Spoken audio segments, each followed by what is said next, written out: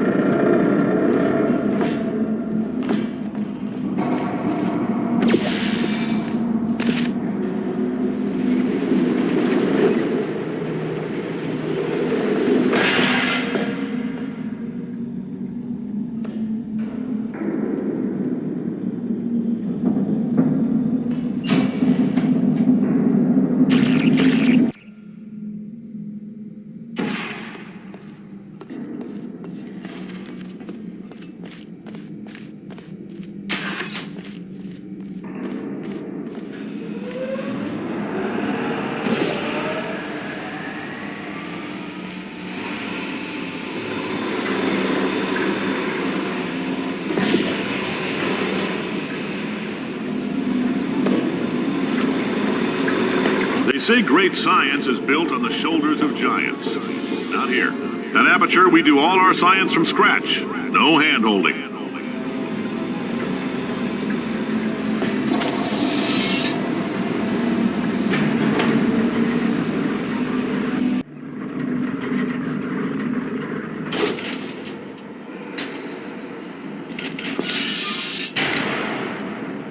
All right, let's get started. This first test involves something the lab boys call repulsion gel. You're not part of the control group, by the way. You get the gel. Last poor son of a gun got blue paint. All joking aside, that did happen. Broke every bone in his legs. Tragic, but informative. Or so I'm told.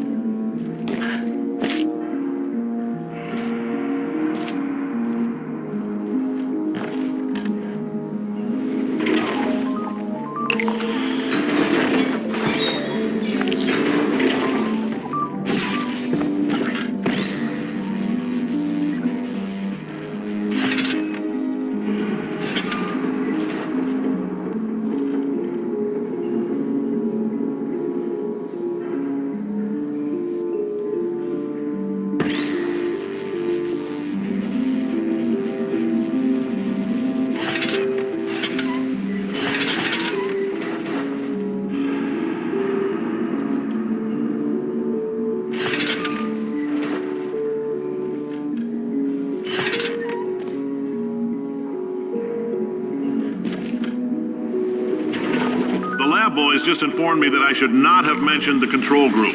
They're telling me I ought to stop making these pre-recorded messages. That gave me an idea. Make more pre-recorded messages. I pay the bills here, I can talk about the control group all damn day.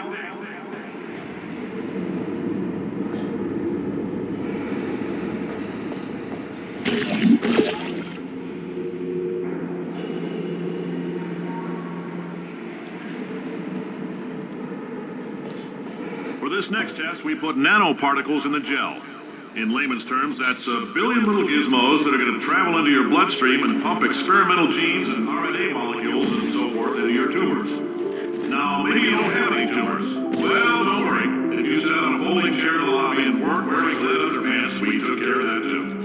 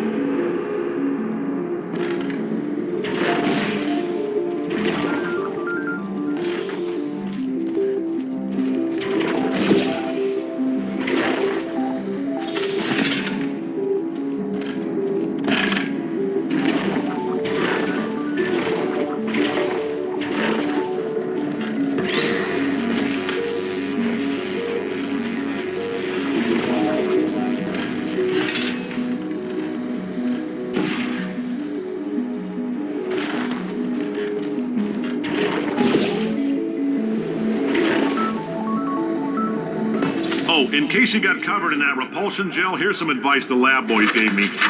Do not get covered in the repulsion gel.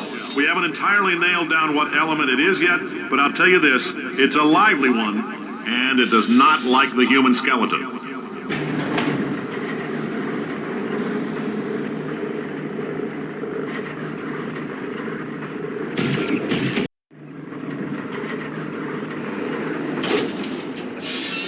All these science spheres are made of asbestos, by the way. Keeps out the rats. Let us know if you feel a shortness of breath, a persistent dry cough, or your heart stopping, because that's not part of the test. That's asbestos. Good news is the lab boys say the symptoms of asbestos poisoning show a median latency of 44.6 years. So if you're 30 or older, you're laughing. Worst case scenario, you miss out on a few rounds of canasta. Plus, you forwarded the cause of science by 3 centuries. I punch those numbers into my calculator, it makes a happy face. I like your style. You make up your own rules, just like me.